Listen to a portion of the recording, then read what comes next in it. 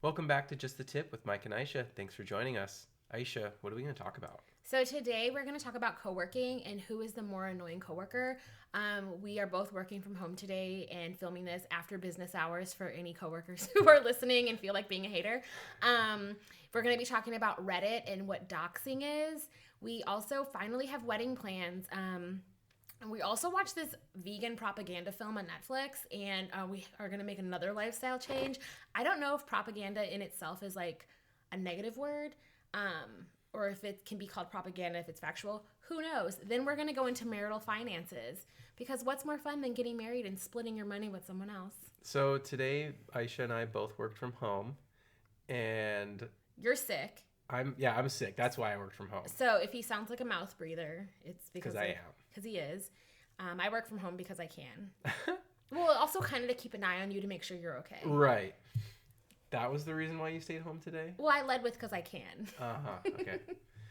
And Aisha, you thought I would be annoying as a coworker. Well, yeah, because every time you never really worked in traditional office spaces. And so whenever you would visit me at my office job, you would be hella annoying and like typing on things and sitting and spinning in the chair and touching things and talking to everyone. And so I was like, oh yeah, you'd be hella annoying. And then it turns out I think I was like the more annoying one. Yeah. Yeah. So how was I annoying to you today? Well, you would just come over and like demand attention. Oh, okay. I mean, I did crawl into his lap at least twice. Yeah. And I said, look, pay attention to me. Yeah. I mean, you gotta ask for what you need. And then you looked a little butthurt that you couldn't play music, or that I asked you not to. Well, yeah, you said don't play music without headphones. And then towards the end of the day, I said, can I play one song? And guess what song I played? I played London B from Netflix's Rhythm and Flow. Shout out to London B and her BFF Troy Main. I love their relationship. I love their friendship. I just love their whole vibe. So something that I don't do at work, but I did do here, and that I was annoying for, was I was playing the finger drums on my desk quite a bit today. Yeah, you turned into I was more annoying in the beginning, and then you were like a fidgeter, tapper, maker of noise person. And a few times I had to be like, Mike, stop. What are you doing? No. Left alone, I'll have full drum solos on my desk. Yeah, now I understand why when we were at that store and I wanted to buy you the little mini drumsticks, you were like, no, I can't have those at work. Yeah, I know what I can't have those. Everyone who works with Mike, you're welcome, because I did not buy them. So last week we had this conversation about Reddit, and I was really saying I want to create a Reddit account so that I can post everything and share and comment. And I'm someone clearly who does not use Reddit, because the first thing Mike told me was you need to make sure you don't have any identifiable information and that you don't use any of your real information and you don't have anything linked back to you.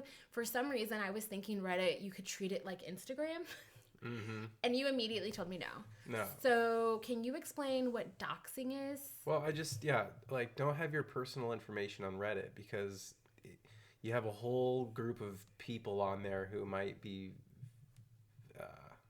have malintent, and they'll dox you. And to dox someone is where you find out someone's actual personal information and you post it online for others to see, to then spam them. Yeah, so it turns out I got doxed maybe 10 years ago. And I got doxed by someone in Chicago before there was a term called doxing, and then I didn't realize I doxed them. So as Mike was explaining this example to me, I was showing him all these receipts and saying, oh my God, I got doxed. This is what it was called then? Is this what it was called? And then as I was describing it to him, he told me I also doxed the person back. And so I did think that you doxed them as well. It was they doxed you worse. They doxed me first, and they doxed me worse. Yeah. And I technically did dox them back, but I think it was just being Yelp before Yelp existed. Until you post their MySpace page for others That to see. tells you how fucking old it is. I outed them by posting their MySpace page. Honestly, it was just like a bad Yelp review. Yeah, everything else is a bad Yelp review. So yeah, so that was I learned what doxing is. Mm-hmm. Also, it doesn't even matter at this point because everyone's information is everywhere. But yeah, it turns out I did not sign up for a Reddit account, and also, I doxed somebody. You still think that you need a Reddit account? I want to comment. I want to comment on beauty threads. Like, then go ahead and make a Reddit account. Yeah, but like I wanted to use the name 627. Oh, so that's why you didn't make it. Like I didn't make it because I was like, well, what fucking name do you put in? What email do you use? Well, that's like, fine. Then just use 627 and that'll be your public Reddit handle. Finding a name is so difficult. This is the same reason I never joined Tinder, because I could never think of like descriptions, and I was just like, fuck this shit. Then I met you. So it's okay actually if you, the problem I think with Reddit is that people think they're anonymous and they like do something and then later someone will come back and not like what they did and then they'll dox them. See, I don't have that problem. I don't mind standing behind the things that I do and say. And I think that it's like probably a good thing and a bad thing, you know, potentially. But that's why I struggle so much with people who can't just be themselves or say what the fuck is on their mind. Because who I am on social media is the same person in real life. I have pictures of me from clubs when I was in my early 20s before like your camera cell phone was legit, and I was that same fucking person. So yeah, so you can make your Reddit name 627 and just be you on there. I mean, honestly, all I want to do is look at like dogs shit and look at beauty forums to talk about skincare. Mm-hmm. So wedding plans, we've been engaged now for like a year and some change, and yeah, you in a couple months. Yeah, we finally made wedding plans. Exciting. Insert sound effect music of applause. Okay, that's not it. Don't even do that. That sounds cheap. Okay, so we decided to have a small family-only wedding, which honestly it was perfect. I think it'll be perfect for us. Yeah. I ideally wanted no one to be there, and Mike wanted like all of his family to be there, so this is the perfect compromise. Yeah. If we could afford it, I'd have like 1,000 people there. If we could afford it, I'd still want no one to be there. Yeah. So, I mean, like, we're definitely polar opposites. And anyone out there who's listening who has planned a wedding may be able to relate to having to compromise and decide what works for both of you. So, we have wedding plans. We decided to do the family-only ceremony. And then instead of having something bigger with friends, we're just going to go and have a joint bachelorette party with all of our friends, which I think is amazing. We're going to do it over my birthday weekend, which is also the anniversary of our engagement. So it's kind of wild that we're going to celebrate our 2-year anniversary of being engaged. And we're going to have a big ass party with friends. And then later, a couple months later, we'll go and get married with just our family. So like we get to control the food. We don't have to worry about like a DJ. Like it's just so much more exciting. It's not traditional, but it fits our vibe. And this is just a good reminder to people to do what the fuck you want to do. You don't have to do a wedding that someone else wants, unless you're loaded with cash and you have like family paying for it, and then you got to throw them a bone and do what they want. Yeah, I mean, this was mostly driven by price for us. And effort. And energy. Yeah, but like neither of us want to spend a lot of money for a 4-hour party. No, what's our budget again? Is it 3,000? Yeah, we're going to try to do everything for 3,000. Every time I forget the budget, Mike won't tell me what it is. He forces me to say the number, and I'm pretty sure he's hoping that I say a number lower so that he could be like, yeah, that was it. That's actually what I've been doing, yeah. Is it true? Yeah. Oh, I fucking know you. So we're having my mom help us plan it, which is going to be awesome. So, yeah, we're going to get married in 2020 in Sedona. And it's a special place to us. We went there. We fell in love with the city, I would say. We hiked. It's just absolutely breathtaking. I think that it fits us because it's a blend of the mountains, but then heat. So, yeah. I will be Mrs. Couch in 2020. Are you going to change your name? Okay, that could be a whole episode. Yeah. I feel some type of way about changing my name. I always said I would only change my name if I got married and had children. Because I would change my name so that like my kids and I had the same name. But if I don't have children, I just don't think it's necessary to like change my name. Well, to be continued, listeners. not the marriage, just the conversation. Okay, so we watched an actual propaganda film on Netflix. Yeah. I mean, it's obviously propaganda. It's not propaganda for a bad thing. But we need to like search if propaganda is negative. Propaganda is just propaganda. It's the movie Game Changers on Netflix. It's actually good. It's fine. It's about vegan and plant-based diets. As it pertains to high-performing athletes, primarily. Yes, high-performance athletes. And it's really, the film was really to, what's the word? It's like to challenge the notion that you need to eat meat and have animal protein you need a primarily animal protein diet to be a high performing athlete. Yeah, they're basically profiling all of these really high performing athletes and showing how they are plant-based and vegan. Yeah, and then and like how they still outperform yeah. competitors. Well, when they show the blood and do that blood analysis where they like shake it up really fast or whatever, I know They're basically doing a visual with your blood cholesterol before and after like a vegan meal or after a vegan meal and after a meat meal. Like, you can't even fucking pretend your eyes don't see what it sees. Like, it's not a hocus pocus magic trick. Well, but we don't know if that's all just, that could be movie magic that they're doing. You think? It could be. That's worked not in a hospital. Is that movie magic? I didn't work in the lab. I honestly, I just draw the blood and throw it to the lab. They spin it. Lazy. Well, I think that it was interesting, and regardless of what your thoughts are on being, I would say more plant-based, because vegan I think is a lifestyle. Plant-based is when it's usually just your diet. But I think that you can't lie about how you feel. And I have yet to find someone who has transitioned from a mainly meat-based, animal-based diet to going to being a mainly, even pescatarianism, or someone who is just going to be eating, like going plant-based, but usually they say they feel amazing. Yeah, I mean, even the NFL players who are like, yeah, usually we eat all these steaks and fried chicken, and then their results are shit. And so you have like these high-paid people who are eating bullshit because they're not educated. And it was really cool, especially the firefighters in the film, watching the firefighters who the leading cause of firefighter death is heart attack. And you looked at what their vitals are and you were like, whoa, y'all are hella unhealthy. Well, mind you, the leading cause of death for all Americans is heart disease. So everyone could stand to do something more healthy for their heart. The leading cause of death is being alive. The American lifestyle gives you heart disease, essentially. Yeah. So it's like, what about the American lifestyle is giving us heart disease? I mean, all the stress.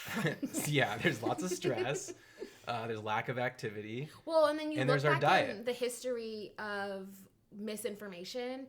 And the fact that, like, remember, there was a time when cigarette companies said that it was not linked to cancer, and they had major athletes at the time promoting cigarettes post-games.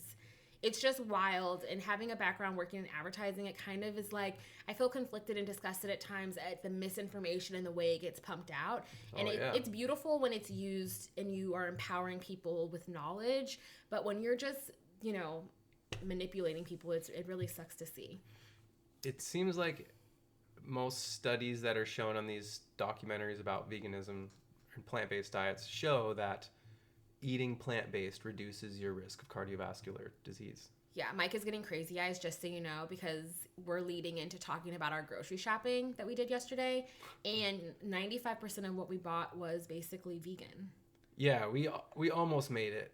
We almost made it. But the nice thing was that we had already been kind of leading up to this point for the last year. I would say like 2 years. Yeah. We went to Pasado's animal sanctuary, and I really think that was the definitive moment for me to reduce my meat intake by a lot. That was where we changed. There's nothing like being scared of the animals you eat, and they're not even scary. It was just seeing animals that are pumped full of hormones and then rescued. You're like, this animal doesn't look like what it should look like. So what we did when we went to the store last night, Sunday night, is we just bought Trader Joe's. We went to Trader Joe's and Safeway. Not an ad, but it could be. And we made sure that everything we bought was vegan, minus there was a couple things that had a little bit of cheese in them. Yeah. Some pre-made salads from Trader Joe's that have some cheese in them. But I could personally not eat cheese. I would be totally fine cutting out cheese. I would also be fine. The only time I really have milk at all or any type of cream would be creamer for coffee or lattes. But we've been drinking almond milk or whatever for years. Yeah, I used to drink milk by the gallon. Which is fucking disgusting. So much. If you think about milk, just like drinking another animal's tit, it's it's kind of nasty. But switching to almond milk is super easy. But vanilla, unsweetened. Yeah. It's like unsweetened vanilla. 30 calories for 8-ounce glass. Well, we know you're on a calorie kick. Mike is over here dropping pounds just like by breathing, and I'm just like, I mean, it's because I'm counting every calorie that goes in and out. I know. I'm not. I'm counting days till I go to It another literally conference. works. It literally works. I'm going to Afrotech this week, and I'm going to be eating at this vegan soul food restaurant. I'm excited about that. That sounds fun. It does sound fun. So basically, all of this is to say that the vegan propaganda film on Netflix worked. We reduced a lot of our intake even more. And I'm aiming for... I want to start in 2020, in January. I want to really transition to being... My goal is being primarily plant-based the majority of the time. So what that looks like for me in practice is going to be 4 out of 7 days, I'm plant-based all day. I had used to say raw, but then Mike corrected me and told me I don't mean raw. I meant raw, like I'm still going to cook my vegetables, but like I didn't know that raw meant like, no sis, you're not cooking anything. Raw means raw. Yeah, so I'm excited. So I'm going to use November and December to transition and start having more days where I'm just plant-based all day. And then with the goal of January doing it. So guess what? I'm that person who changes their diet right before they get married. What about you? What are you doing with your diet that's different now? I was like probably 80% plant-based, maybe 85. Now I'm going to try to get it to like 90, 95. The magic happens in that 20% because I read a stat today that said the majority of people live in that 80% of being average, and the magic happens in the 20% because the lanes are empty because no one's there, because no one's doing the work. I'm basically treating us like Beyonce and Jay-Z before any tour that he has to be on stage with her when she makes him go vegan to get his fucking shit together. So, yeah, we're doing that. And last up is marital finances. So I've been thinking about this just because, Mike, you paid the rent, but like I always Venmo you. You usually pay it just because it's front of mine. And I still have to pay you, like Venmo you half of the grocery money. But it made me think like, how are other married couples handling their finances? I personally feel like I want to keep all of our money separate. Yeah, I agree. I'm on board with that. I'm curious what other people do though. Like we're gonna probably keep doing the same thing we've been doing, where one of us pays rent, the other one pays the other one back for half. But groceries, we just split. Are there actual married couples or long-term partnered situations where you live together where you're still sending each other money for like food? Because I mean, I could see myself transitioning to be like, babe, you got that.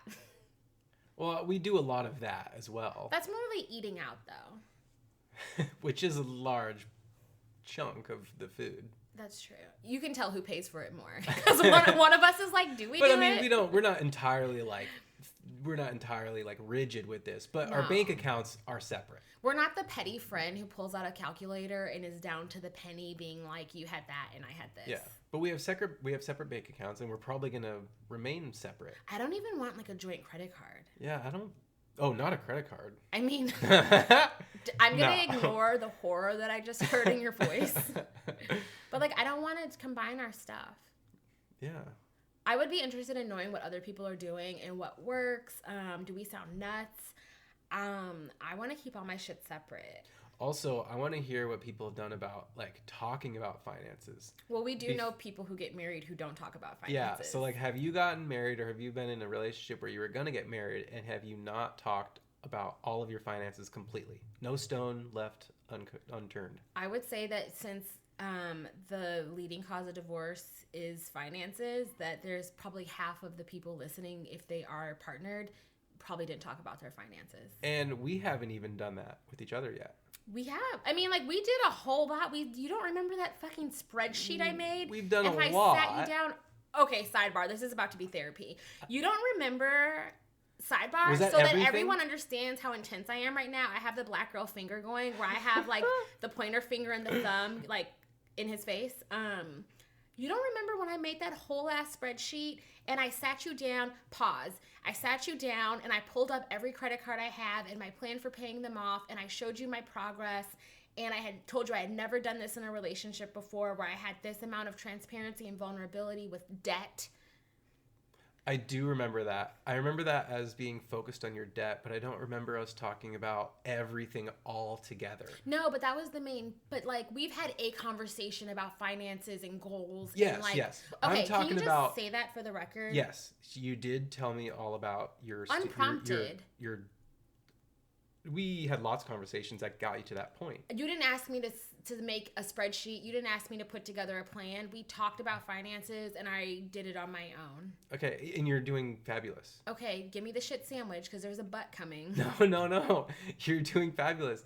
We haven't actually done the whole deep dive into every single thing. We're not married yet, so we're. Well, yeah. I mean, we did say like next year we're gonna do a full like financial like sit down. Yeah. With a CPA to talk about finances in terms of becoming married. Oh, we're gonna do one just us together where we just talk about everything. But I also want us to do one with like a professional. We can do that as well, yeah. And therapy. Yeah, we'll do that. And I want you to still set up your therapy. Absolutely, yeah. Does anyone out there ask their partner to go to therapy so that they can do work for themselves, and that partner goes one time or 2 times to buy themselves some time and then hope their partner forgets about it? Curious. Listener poll. Welcome to our counseling therapy session. Okay, that was great. So what are you gonna leave people with? Let's talk about. Now that everyone's hella uncomfortable about us talking about finances, I'll just say this: these conversations can be uncomfortable, but I think as long as you come from a place of respect and you have them, and you maybe, this sounds corny, but to say have a safe word, but like if you each hit a point where it's uncomfortable and you need to stop talking about it, you can try to respect that. We've had multiple conversations where it gets either for wedding or finances where one of us hits a point and we're like, let's just table it for right now with the intention of coming back to it. Some people table it and then go get married and then live 15 years of their lives together. Yeah, but not that mess. So yeah, I'm excited about finances. So we're getting married. Our wedding is being planned by my mom, and I'm not changing my last name, and we're keeping separate bank accounts. # millennial marriage. That is it. And we're not having kids. Bye, Mom. Okay, bye. Okay, bye. Can you save it?